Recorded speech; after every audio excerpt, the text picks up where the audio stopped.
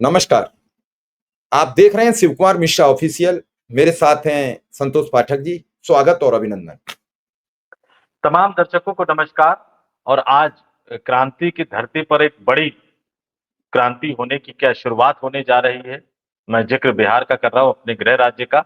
और बिहार की राजनीतिक दशा और दिशा किस तरह से बदली, पटना की सड़कों पर किस तरह से सत्तारूढ़ पार्टी, जो अपने आप को तथाकथित रूप से दुनिया की सबसे बड़ी पार्टी कहती है, उनके नेता, कार्यकर्ता, मंत्री क्या करते हुए नजर आए। और अब उत्तर प्रदेश की राजनीति में पटखनी देने वाले भारतीय जनता पार्टी, नरेंद्र मोदी और योगी आदित्यनाथ की जोड़ी को पटखनी देने वाले अखिलेश यादव बिहार की राजधानी पटना में उतर गए हैं। और पटना में उतरते ही उन्होंने, वो कहते हैं ना, धागा खोल दिया टाइप का जो बात कही जाती है, ज्ञानेश कुमार, चुनाव आयोग, भारतीय जनता पार्टी, नरेंद्र मोदी, सबके बारे में कुछ ना कुछ ऐसा बोल दिया, जिसके बाद ये तस्वीरें, ये वीडियो हम आपको दिखा रहे हैं। वीडियो को देखिए, ये पटना एयरपोर्ट की तस्वीरें, पटना एयरपोर्ट का वीडियो है। और ये अखिलेश यादव की लोकप्रियता भी देख लीजिए। मतलब मीडिया उनको छोड़ना नहीं चाहती है। उत्तर प्रदेश में राजनीति करती रही है समाजवादी पार्टी, उत्तर प्रदेश के मुख्यमंत्री वो रहे हैं, लेकिन बिहार जब पहुंचते हैं तो किस तरह से मीडिया का जमावड़ा लगा हुआ है। और ये मीडिया, इसमें बहुत सारी गोदी मीडिया भी है जो अपने एजेंडे पर पहुंच गए हैं, जो जिस तरह से राहुल गांधी की सभा में वोटर अधिकार यात्रा में क्या हुआ उसको लेकर सवाल पूछते हुए नजर आए। अखिलेश यादव ने पलटवार कर दिया। अखिलेश यादव ने कहा कि अरे, लगता है आपने हमारे उत्तर प्रदेश के मुख्यमंत्री को नहीं सुना है, जरा सुन लीजिए योगी आदित्यनाथ को। वो पता नहीं किस किस के बारे में क्या क्या कहते रहते हैं। ये तो भारतीय जनता पार्टी के नेताओं की आदत है अपमान करने की। तो जो गुगली फेंकी गई, उस गुगली को उन्होंने बाउंड्री पार भेज दिया। और ये जो वीडियो दिखा रहे हैं दर्शकों को, सीधे सीधे तमाम तथ्यों को रखते हुए हम आगे बढ़ते चले जाएंगे। और चुनाव आयोग को लेकर क्या बोल दिया, नरेंद्र मोदी को लेकर क्या बोला, बीजेपी को लेकर क्या बोला, और क्या अखिलेश यादव का पीडीए राहुल गांधी के ओबीसी से मिल जाएगा, और क्या अखिलेश यादव का पीडीए तेजस्वी यादव के एमओवाई समीकरण से मिल जाएगा। और इन तमाम, कहते हैं ना, रसायनों के मिलने से चमत्कार होता है, ये तमाम समीकरण जब आपस में मिलेंगे और जब ये मिलकर जाएंगे मशीन का बटन दबाने के लिए, अगर मशीन से सही जनादेश निकला, तो फिर वो लालू यादव के शब्दों में कहूं कि उन्होंने एक पेटी के बारे में कहा था कि मतपेटी से जो है वो जिन निकलेगा। तो उस ईवीएम से जो जनादेश निकलेगा, सही मायनों में जो जनादेश निकलेगा, वो परिवर्तन की, मैंने क्यों कहा कि बिहार की धरती से परिवर्तन की बयार शुरू होगी, क्योंकि बिहार में बदलाव हुआ। तो फिर दिल्ली वाले, भागवत जी कितना भी कहते रहे कि भाई 85 साल के हो जाए तो भी हम काम करते रहेंगे, दिल्ली वाले कितना भी कहते रहे, अगर बिहार में बदलाव हुआ तो फिर दिल्ली में बदलाव की हवा पहुंचने में ज्यादा समय नहीं लगेगा। बिहार से बदलाव की बयार बहेगी और वाया उत्तर प्रदेश होते हुए वो देश की राजधानी दिल्ली भी पहुंचेगी छिपके। तो इस पर हम विस्तार से आज चर्चा करेंगे। चर्चा की शुरुआत शिव जी करेंगे। आज मेरा इंट्रो थोड़ा सा लंबा हो गया है, क्योंकि नहीं, ब्रेकिंग नहीं। न्यूज है, बिल्कुल अभी अभी की खबर है। और इसलिए मैंने जनता को, हमारे दर्शकों को बता दिया कि हम इन मुद्दों पर चर्चा करेंगे। सिर्फ अगले कुछ मिनट हमारे साथ, 12-13 मिनट बने रहिए। हम वो बताने जा रहे हैं जो निश्चित तौर पर आपका ज्ञान वर्धन करेगा, जो कहीं आपको देखने को सुनने को मिलेगा नहीं। जी शिव जी। पाठक जी ने बहुत कुछ बता दिया है, लेकिन हम चलते हैं सीधा कि उत्तर प्रदेश के पूर्व मुख्यमंत्री, समाजवादी पार्टी के राष्ट्रीय अध्यक्ष, जिनकी कई दिनों से चर्चा थी, वो इस समय अब पटना पहुंच चुके हैं। यानी अब सिर्फ और सिर्फ बचे हैं तो 48 घंटे, और उसके बाद छपरा, छपरा के बाद सीधा होगा पटना कूच। और उस पटना में होगा जहां आज बवंडर बनाया गया। कल छपरा में रहेंगे अखिलेश यादव। हो सकता है कि रात को रुक जाएं और फिर वो पटना में भी साथ रहें, क्योंकि पटना में इंडिया गठबंधन दिखाना चाहता है कि हमने इस रैली से क्या पाया, क्या खोया। उसका पूरा एक सिस्टम प्रस्तुत करेंगे जनता के समक्ष, कौन कौन साथ थे, क्या क्या हुआ, क्या क्या नहीं हुआ। और इस पूरे प्रकरण को लेकर जब आज अखिलेश यादव वहां पहुंचते हैं और अखिलेश यादव जो वहां से बातें करते हैं, वो उत्तर प्रदेश में सीधा संदेश चला जाएगा। बिहार के बॉर्डर पर चंदौली, जौनपुर, गाजीपुर, बलिया, गोरखपुर, कौशाम्बी, देवरिया, आजमगढ़, बहुत सारे, करीब 1 दर्जन जिले से बिहार की सीमा छूती है। इन जिलों में भी संदेश चला जाएगा। बहुत कुछ यहां से अखिलेश यादव ने एक और नई चाल चल दी है। भाजपा पहले से उलझी पड़ी थी, अब और उलझ जाएगी। तो सीधा संतोष जी के पास चलेंगे। संतोष जी, और क्या खबर है, ब्रेकिंग न्यूज क्या है आपके पास? देखिए, खबर क्या, अखिलेश यादव से जो सवाल पूछा गया, अखिलेश यादव ने चुनाव आयोग का एसआईआर बहुत है, पहले तो 65 लाख की बात आई, अब कहा जा रहा है कि 3 लाख और लोगों से जवाब तलब कर लिया गया है कि भाई आपके कागज ठीक ठाक नहीं है। अखिलेश यादव उतरे और उन्होंने कहा कि बिहार में एसआईआर चुनाव आयोग चला रही है ना, चुनाव आयोग का एसआईआर बिहार की जनता कर देगी। इस तरह से सीधे शब्दों में चुनाव आयोग के खिलाफ कोई और नेता बोलने की हिम्मत कर नहीं पाता है। तमाम लोग बोलते हैं, लेकिन कम शब्दों में, तीखे शब्दों में और ऐसे तल्ख शब्दों में जिसमें चुनाव आयोग हड़बड़ा जाए, चुनाव आयोग गड़बड़ा जाए। उन्होंने कहा कि बिहार की जनता जो है वो चुनाव आयोग का एसआईआर करेगी, यानी देश के मुख्य चुनाव आयुक्त साहब का एसआईआर होगा, ज्ञानेश कुमार का एसआईआर होगा, कहीं मुंह दिखाने लायक नहीं रहेंगे। जो बीजेपी जिसको मुद्दा बनाने की कोशिश कर रही थी अपमान का, उस पर उन्होंने योगी और आदित्यनाथ के इस बयान बार का जो जिक्र कर बिहार दिया। की ये आवाज अपने सुनाई दे दर्शकों रही को सुनवाते हैं। वो इस बार भारतीय जनता पार्टी बिहार से बाहर होने जा रही है। भारतीय जनता पार्टी बिहार से बाहर होने जा रही है।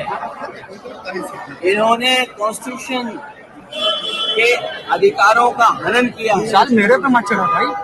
जो अधिकार हमारे हैं वोट डालने के, मुझे खुशी है इस बात की कि बिहार की जनता ने, राहुल गांधी जी ने, तेजस्वी जी ने यात्रा निकाल कर चुनाव आयोग की एसआईआर बनाने का काम किया है। बिहार की जनता को मतलब जी, सीधा सीधा ये बात सामने आ रही है कि दिया राहुल और तेजस्वी ने बिहार में एसआईआर कर दिया, उन्होंने सीधा सीधा कहा है। देखिए, आज 2-3 मुद्दे हैं। आपने एक अलग से स्टोरी आपने की है, दर्शकों को उस पर जाके देखना चाहिए शिव कुमार मिश्रा ऑफिशियल पे, कि मोहन भागवत को लेकर क्या बोला है अखिलेश यादव ने और क्या उन्होंने कहा कि क्या समझौता हो गया नरेंद्र मोदी और मोहन भागवत के बीच कि तुम मेरे रिटायरमेंट की बात मत करना, मैं तुम्हारे रिटायरमेंट की बात नहीं करूंगा। लेकिन संभल की रिपोर्ट सौंपी गई उत्तर प्रदेश के मुख्यमंत्री योगी आदित्यनाथ। मीडिया रिपोर्ट्स ये बता रहा है कि संभल में डेमोग्राफी चेंज की बात उस रिपोर्ट में रखी गई है, पलायन की बात रखी गई। सवाल तो ये उठता है कि 11 साल से केंद्र की सत्ता में, 17 से 25 8 साल हो गए, हालांकि अखिलेश यादव ने 9 साल लिखा, फिर भी पलायन, फिर भी आप वापस नहीं ला पाए। कश्मीर में तो चलिए आप कहते हैं कि आतंकवादी घटना और बाकी सब चीजें कहते हैं, तो कश्मीरी पंडितों को वापस तो ले नहीं जा पाए आप कश्मीर में, श्रीनगर में। यूपी में पलायन नहीं रोक पा रहे हैं। अखिलेश यादव ने सीधे सीधे कहा कि डबल इंजन की सरकार दिल्ली बनाम लखनऊ में जो खींचतान मची हुई है, ये पलायन का मुद्दा इसलिए उठा रहे हैं ताकि अपनी डबल इंजन की सरकार की नाकामी और डबल इंजन की सरकार की आपसी टकराव को एक तरह से जनता के आंखों में धूल झोंक सके, उनसे जनता का ध्यान हटा सके और बिहार की धरती पर भी जाकर जैसे कहा कि बिहार में जो होगा उसका असर यूपी में नजर आएगा। बिहार और उत्तर प्रदेश दोनों की समस्या लगभग एक जैसी है। उन्होंने पलायन का मुद्दा उठाते हुए वहां पे कहा कि बिहार भी उत्तर प्रदेश की तरह पलायन के मुद्दे से ग्रसित है। यहाँ पर तेजस्वी यादव जो उप मुख्यमंत्री थे उन्होंने रोजगार देने की कोशिश की और अब ये समय आ गया है जब बिहार की जनता जो है चुनाव आयोग का एसआईआर करेगी और बिहार से भारतीय जनता पार्टी का पलायन हो जाएगा। तो जैसे कि मैंने कहा कि उत्तर प्रदेश के मुद्दे के साथ जब वो बिहार को कनेक्ट करते हुए नजर आते हैं, क्योंकि दोनों के मुद्दे एक ही है, तो वो भी उतने ही प्रभावशाली हो जाते हैं। इसलिए अखिलेश यादव का बिहार पहुंचना, हालांकि तमाम नेताओं के बिहार पहुंचने के अपने फायदे होते हैं, लेकिन अगर आप तुलना करेंगे कि स्टालिन साहब पहुंच गए, आगे जाकर हो सकता है पवार साहब या उद्धव ठाकरे भी पहुंचे, लेकिन अखिलेश यादव का बिहार पहुंचना, इसका इतना बड़ा राजनीतिक असर होगा, इसका इतना बड़ा राजनीतिक संकेत होगा कि भारतीय जनता पार्टी इसको झेल नहीं पाएगी। और मैं उनके बयानों को थोड़ा बहुत बता देता हूं कि जहां किस तरह से उनके बयानों को आगे कोट किया गया, किस तरह से लिखा गया, उन्होंने क्या कहा। अखिलेश यादव ने कहा कि अब बीजेपी का बिहार से पलायन तय है। मैं बिहार की जनता को बधाई देना चाहता हूं कि उन्होंने अपने वोट के अधिकार की आवाज को मजबूती से उठाया है। इस बार जो आवाज बिहार से उठी है वो पूरे देश में गूंज रही है। भारतीय जनता पार्टी बिहार से बाहर होने जा रही है। आगे अखिलेश यादव ने कहा कि बीजेपी ने वोट डालने के अधिकार तक का सम्मान नहीं किया, संविधान के अधिकारों का हनन किया जा रहा है। मुझे खुशी है कि बिहार की जनता राहुल गांधी और तेजस्वी यादव ने मिलकर इस यात्रा को सफल बनाया और आगे वो चुनाव आयोग पर निशाना साधते हुए कह रहे हैं कि इस यात्रा ने चुनाव आयोग को उसकी जिम्मेदारियां याद दिलाई है। यूपी में जो हुआ, अब बिहार में भी लोग जागरूक हो रहे हैं। आज चुनाव आयोग बीजेपी की सरकार का जुगाड़ आयोग, चुनाव आयोग को उन्होंने कह दिया जुगाड़ आयोग बन गया है। बीजेपी को इस्तेमाल करने वाली पार्टी बताते हुए अखिलेश यादव ने कहा कि बीजेपी एक ऐसी पार्टी है जो लोगों को इस्तेमाल करके बर्बाद कर देती है और हमें उम्मीद है, अखिलेश यादव ने जताया कि उन्हें उम्मीद है कि लोग अब अपने वोट के अधिकार को समझेंगे और बीजेपी को बिहार से बाहर का रास्ता दिखाएंगे। तेजस्वी यादव की तारीफ करते हुए नजर आए, योगी आदित्यनाथ पर पलटवार करते हुए नजर आए और जिन मुद्दों के सहारे कहीं ना कहीं भारतीय जनता पार्टी घेरने की कोशिश कर रही थी, उन मुद्दों के सहारे वो योगी आदित्यनाथ के सहारे बीजेपी को आईना दिखाते हुए नजर आए और सीधा सीधा योगी पर, मोदी पर, भारतीय जनता पार्टी पर, चुनाव आयोग पर, इन तमाम पर आक्रामक रूप में पलटवार करते हुए अखिलेश यादव ने राहुल गांधी और तेजस्वी यादव के फैसले को सही साबित कर दिया कि जब बिहार वोटर यात्रा के दौरान मंच पर चढ़कर अखिलेश यादव बरसते हुए गरजते हुए नजर आएंगे तो बिहार में मतदाताओं का एक नया वर्ग तैयार होगा जो इंडिया गठबंधन के साथ मजबूती के साथ खड़ा होगा। फिर आप 65 लाख वोटरों के नाम काट लीजिए, आप 68 लाख वोटरों के नाम काट लीजिए, लेकिन जनता जब जाग जाएगी तो फिर कहां तक रोक पाओगे आप, कहां तक गड़बड़ी कर पाओगे आप। तो इन तीन नेताओं की ये तिकड़ी बिहार में चमत्कार करने जा रही है शेख जी। ये आज के माहौल से कम ऐसा ही साफ साफ नजर आ रहा है। क्या ये कहा जाए तीन तिगाड़ा मोदी नीतीश का काम बिगाड़ा? अभी तो ये भी मैं इस चीज को लेकर निश्चिंत नहीं हूं कि मोदी नीतीश का जो गठबंधन है, एनडीए गठबंधन, आज की तारीख में जरा बता देता हूं। इस क्या गठबंधन कह में रहे हैं? बड़ी बड़ी ब्रेकिंग देने जा रहे हैं आपकी, मोदी और नीतीश का गठबंधन सब गोलमाल है, कुछ भी हो नहीं, सकता है। आज की तारीख में मैं जरा बता या देता हूं या आप। फिर ये या फिर ये दर्शकों को बताना चाह रहे हैं जो आज सर्वे आया है उसमें नीतीश को डाउन दिखाकर नीतीश पर प्रेशर बनाया जा रहा है। नहीं, नीतीश प्रेशर से तो निकल गए। नीतीश ने प्रेशर उल्टा इन्हीं के ऊपर डाल दिया है। क्यों? क्योंकि उपराष्ट्रपति चुनाव जीतना है। अब देखिए, आज की तारीख में एनडीए गठबंधन में भारतीय जनता पार्टी है, जनता दल यूनाइटेड है, चिराग पासवान है, जीतन राम मांझी है, उपेंद्र कुशवाहा है, मुकेश सहनी के आने की बात कही जा रही है। अब चिराग पासवान अपनी इज्जत का सवाल बना चुके हैं। चिराग पासवान 60 से शुरू हुए, 50 पे पहुंचे, 48 पे पहुंचे। अब उनके जीजा अरुण भारती जो है, जो कि सांसद भी है लोकसभा के जमुई से, उनका बयान आ गया। वो कह रहे हैं कि लोक जनशक्ति पार्टी अपनी स्थापना के समय से कभी भी नीतीश कुमार की पार्टी जनता दल यूनाइटेड के साथ मिलकर विधानसभा का चुनाव नहीं लड़ी है। सुन लीजिए ध्यान से, बिहार की जनता को कह रहा हूं, लोक जनशक्ति पार्टी रामविलास पासवान के नेता, स्वर्गीय रामविलास पासवान के दामाद और वर्तमान अध्यक्ष चिराग पासवान के बहनोई अरुण भारती ने कहा कि जब से लोक जनशक्ति पार्टी का गठन हुआ तब से आज तक हम जेडीयू के साथ मिलकर कभी चुनाव नहीं लड़े। इस बार थोड़ा सा ऐतिहासिक चुनाव है, लेकिन फिर याद रखना होगा कि हमें सम्मानजनक सीटें मिले। वो कह रहे हैं कि 2015 में जब हम एनडीए के साथ लड़े थे तो 43 विधानसभा सीटों पर लड़े थे, जब नीतीश कुमार दूसरी तरफ चले गए। और पिछली बार जब हम चुनाव लड़े तो 136 या 138 उन्होंने बताया। तो उन्होंने कहा कि इन दोनों के बीच में ही सम्मानजनक सीटें होनी चाहिए। मतलब वो क्या मांग रहे हैं? 43 और 136, 138 के बीच में सम्मानजनक क्या? 100, 90, 80, 60, 50? वो मोदी जी की भाषा में, मोदी जी के स्टाइल में मैं कह रहा हूं, वो 43 सीटें कम से कम सम्मानजनक सीटें मांग रहे हैं। और नीतीश कुमार ने कह दिया 18 से ज्यादा नहीं। बीजेपी ज्यादा से ज्यादा अपने कोटे से 1-2 सीट और दे देगी तो 20 तक दे देगी। यानी चिराग पासवान के सामने कह दिया कि भाई साहब लड़ना है तो इसी पे लड़ो, यही तुम्हारी हैसियत है राजनीति, और इससे ज्यादा उछल कूद करना है तो दरवाजा खुला है, चले जाओ एनडीए से बाहर। पिछली बार तो अचानक चले गए थे मोदी जी का हनुमान बन के, इस बार भी चले जाओ। तो एनडीए गठबंधन कब तक एकजुट रह पाएगा, इसको लेकर संशय की स्थिति है। और अगर चिराग पासवान बाहर निकल जाते हैं, ज्यादा संभावना आज की तारीख में कि प्रशांत किशोर के साथ उनका गठबंधन होगा। अच्छा, बीजेपी फंस क्यों गई वो मैं आपको बता देता हूँ। जैसे हम लोग कहते हैं ना कि कांग्रेस ने कई गलतियां की, महाराष्ट्र की राजनीति में बाला साहब ठाकरे को मजबूत बनाने में कांग्रेस की अपनी एक भूमिका रही है। कांग्रेस ने इसका खामियाजा भुगता, सत्ता से लंबे समय तक बाहर रहकर। इस देश के कई राज्यों में भी कांग्रेस पार्टी ने इसी तरह की गलतियां की। बिहार में जब प्रशांत किशोर खड़े हुए तो ये लगा कि वो बीजेपी के फंड पे खड़े हैं। फंड आ रहा है, कहीं ना कहीं से तो फंड आ रहा है। जितने बड़े पैमाने पे तैयारी कर रहे हैं, एसी रूम, एसी गाड़ी लेके घूम रहे हैं, उस गाड़ी को इन्होंने बिल्कुल 5 स्टार बना दिया है, वो तमाम चीजें कर दी हैं। बीजेपी को लग रहा था कि ये पिछली बार जैसे चिराग पासवान ने नीतीश का वोट काटा, ऐसे ही प्रशांत किशोर भी नीतीश का वोट काटेंगे, लेकिन खेला उल्टा पड़ने जा रहा है। मेरे पास बिहार के लगभग हर जिलों से रिपोर्ट आ रही है कि गांव में प्रशांत किशोर की पार्टी का जनाधार मजबूत नहीं हुआ है, शहरों में मजबूत हो गया है। अब शहरों में कौन लड़ता है? हर जिले की जो शहरी वाली सीट है शिव जी, वो बीजेपी लड़ती है, जनता दल यूनाइटेड नहीं लड़ती है।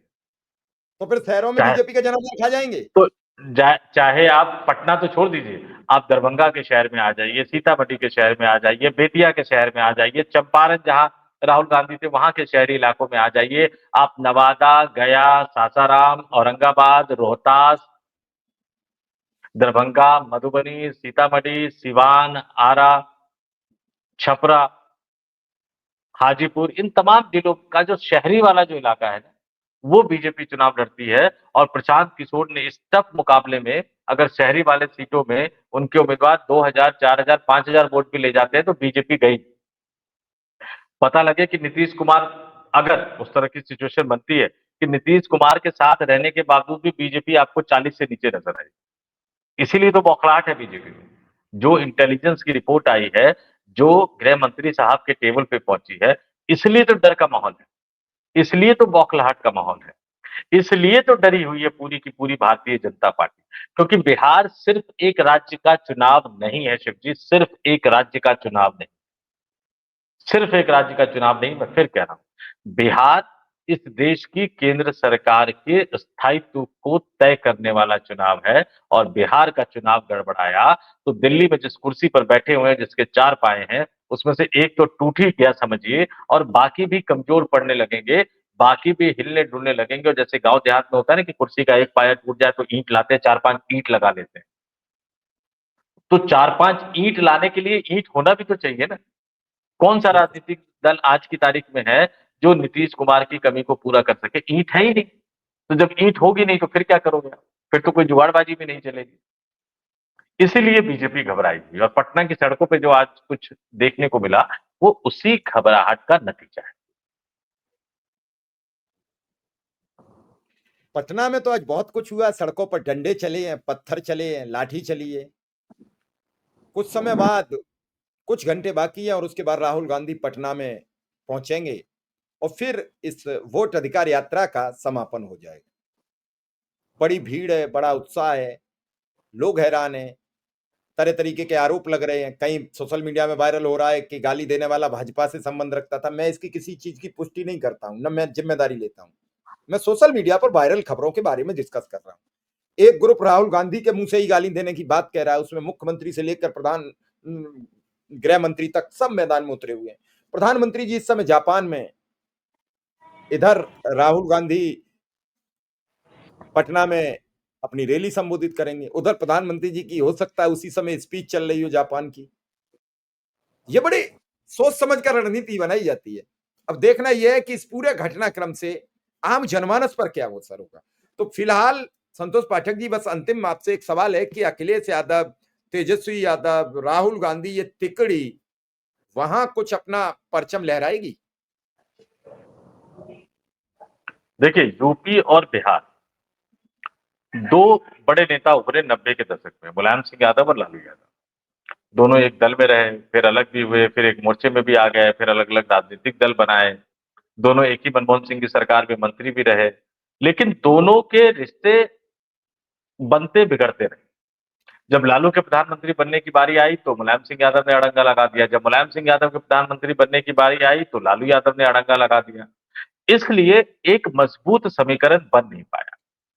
अब अगर उनके बेटे अखिलेश यादव और तेजस्वी यादव साथ आकर एक मजबूत समीकरण बनाते हैं तो 40 बिहार, 80 यूपी, 120, उसके बाद कहां कोई बचता है?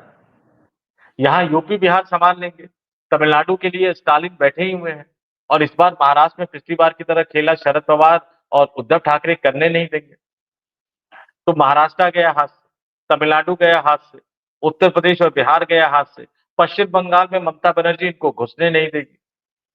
उसके बाद तो जो 240 आए हैं पता लगे 150 भी ना आए, तो असर होगा और ये असर बहुत दूर तक जाएगा। और जब बदलाव की बयार बहती है ना, पटना से जब बयार की बदलाव की जो बयार बहेगी, तो वो नवादा होते हुए, औरंगाबाद होते हुए, कैमूर होते हुए, भभुआ होते हुए सासाराम पहुंचेगी, और सासाराम के बाद उत्तर प्रदेश की सीमा शुरू हो जाती है, चंदौली, और सासाराम से वाराणसी, जो कि प्रधानमंत्री नरेंद्र मोदी का संसदीय क्षेत्र है, 55-60 किलोमीटर है, तो हवा वहां तक पहुंचेगी और वहां से होते हुए फिर देश की राजधानी दिल्ली तक पहुंचेगी। बिहार का ये दुर्भाग्य रहा है। मैं फिर कहूंगा, इस बात को थोड़ा सा लंबा करूंगा, लेकिन मैं बिहारियों के लिए कहना चाहूंगा कि बिहार का ये दुर्भाग्य रहा है कि हमारे मुख्यमंत्री हो, हमारे मंत्री हो, लाव लश्कर के साथ रेल मंत्री के यहाँ जाते हैं ट्रेन मांगने के लिए। काश ये लाव लश्कर के साथ प्रधानमंत्री जी के पास चले जाते कि प्रधानमंत्री जी, वो चीनी मिल से चीनी निकाल के चाय अभी तक बन नहीं पाई है, तो जरा वो चीनी मिल को चालू कर दी। काश ये जाते कि 50 और 60 के दशक में बिहार के जिन जिन जिलों में उद्योग धंधे थे, जिन जिन जिलों में चीनी मिले थी, जिन जिन जिलों में मिले थी, जिन जिन जिलों में कल कारखाने थे, जो अलग अलग वजहों से बंद हो गए हैं, कहीं सरकारी उपेक्षा है, कहीं सरकारी मदद मिलना नहीं है, और वो इसलिए शुरू नहीं हो पा रहे क्योंकि ज्यादातर मामले कोर्ट में चले गए। तो वो इसलिए जाते कि हम सबको बिठाते हैं, सबको एक चैप्टर पे लाते हैं और उन कारखानों को, उन मिलों को शुरू करते हैं ताकि आपको अपने गांव देहात में रोजगार मिल सके। लेकिन ट्रेन के लिए जाते हैं जिस ट्रेन से बिहार के लोग पलायन कर सके, और ट्रेन बिहार के लिए एक अभिशाप है, क्योंकि जिस ट्रेन में बैठ के बिहारी शहर पहुंच जाते हैं, फिर वो अपने गांव वापस लौट नहीं पाते हैं सिर्फ। और फिर एक ज्ञानेश कुमार साहब, ज्ञानेश कुमार जैसे चुनाव आयुक्त आते हैं, वो कहते हैं कि भाई साहब जहां रहते हो वहीं वोटर बना लो। क्या मतलब? वो मतलब अपने गांव, अपनी धरती, अपनी मिट्टी को छोड़ने की सलाह देते हुए नजर आते हैं। इससे बड़ा अपमानजनक कुछ हो नहीं सकता। चलिए, इन सब चीजों पर ही ध्यान रखना है ही नहीं, समझना है। तो फिलहाल मैं आपसे, अपने दर्शकों से ये कहूंगा कि कम से कम, एक शब्द कहा जाता है कि बिहारी जी अपनी एक अस्मिता होती है, उस अस्मिता को तो बचाओ। आपकी पहचान खत्म हो रही है, आप पर लांछन लगाए जा रहे हैं, आपको अपनी प्रामाणिकता देनी पड़ेगी। क्या है ये? आप उस राज्य के निवासी हैं, आपको वहां रोजगार नहीं मिला और आप दिल्ली आ गए। अब दिल्ली से आप वहां वोट नहीं अपना बनवा पाओगे। क्या है? कल आपकी जमीन है वो आपके नाम नहीं आएगी। क्यों? आप पे तो मृतक हो आप तो। आज एक संतोष पांडे जी का हम फोटो देख रहे थे, वो कह रहे थे कि भाई मैं जिंदा हूं, और वोटर लिस्ट में नाम खोज रहे थे तो उसमें मृतक लिखा हुआ था। ऐसे जाने कितने संतोष पांडे, ऐसे जाने कितने राम सजीवन सिंह, जीतन घनश्याम, जाने कितने हैं लोग। और उस पर चुनाव आयोग ये कह रहा हो कि 3 लाख और काटेंगे। तो अखिलेश यादव का फिर बयान खराब थोड़ी ही है कि तेजस्वी और राहुल ने मिलकर अब चुनाव आयोग का एसआईआर कर दिया है। चुनाव आयोग जवाब दे कि एसआईआर का मकसद क्या है। और चुनाव आयोग फिर भी बड़ी बेशर्मी से कह रहा है कि हम 3 लाख वोट और काटेंगे। तो आखिर हो क्या रहा है? बिहारियों की अस्मिता को क्यों रौंदा जा रहा है? और इस रौंदने में कौन है? नीतीश तो है नहीं। नीतीश जिसके साथ सरकार बनाए बैठे हैं वो दिल्ली से रौंद रहा है, जिसका बिहार से कोई संबंध नहीं है। जब चुनाव आते हैं तो बिहार उनके हृदय में बसता है। बिहार में ही तो वो खेले बड़े, बिहार में ही सब कुछ हुआ, लोग पी पाए हैं। अब की बार अस्पताल खोल गए, वहां जगह ही नहीं थी, उन्होंने उसमें मरीज भेज दिए। तो कई चीजें हैं, आप खुद समझदार हैं। अपना सिस्टम खुद तय करिए। और 2005 से पहले भी बिहार के लोग कपड़े पहनते थे, और बिहारी लोग जो थे, बिहार के रहने वाले निवासी थे, वो एक अच्छा आलीशान जीवन जीते थे। क्यों ऐसी लोगों से बदनामी करा रहे हो? जो लोग आज राज्य के मुखिया हैं वो आप लोगों को मूर्ख बता रहे हैं उनके टिप्पणी में कि आप पे कुछ नहीं था। हमने 2005 में आए तो हमने आपको चलना सिखाया, खाना सिखाया, पीना सिखाया। लेकिन वो लोग कौन थे जिन्होंने आपको चुना? क्या उन्हें ज्ञान नहीं था कि हमें सत्ता परिवर्तन करनी है? क्या उन्हें पता नहीं था कि हमें दूसरी सरकार बनानी है? तो ये लोग राजनीति के चलते कुछ भी बोल सकते हैं, अनाप-शनाप बक सकते हैं। और इस समय प्रदेश में बड़ा उठापटक मची हुई है। नीतीश खामोश। अभी नीतीश नीतीश ना तो तेजस्वी के खिलाफ बोल रहे हैं, ना राहुल गांधी के खिलाफ बोल रहे हैं। ना राहुल गांधी और तेजस्वी नीतीश के खिलाफ बोल रहे हैं। कई बार ये संतोष पाठक जी ने कहा है अपने बात में, मैं भी आज कह रहा हूं। तो आखिर ये सब हो क्या रहा है? कहीं ऐसा ना हो कि अंतिम समय में बीजेपी ने बहुत धोखे दिए हैं लोगों को। अंतिम समय पासवान अपनी अलग ढपली बजा जाएं और फिर इन्हें अंतिम समय पर प्रशांत किशोर से गठबंधन करना पड़े और इसीलिए प्रशांत किशोर को बढ़ावा मिल रहा हो। देखना होगा बिहार के समीकरण कैसे बनेंगे। फिलहाल इस खबर में इतना ही। संतोष पाठक जी का बहुत बहुत आभार, बहुत बहुत धन्यवाद। बहुत बहुत धन्यवाद और तमाम दर्शकों को नमस्कार।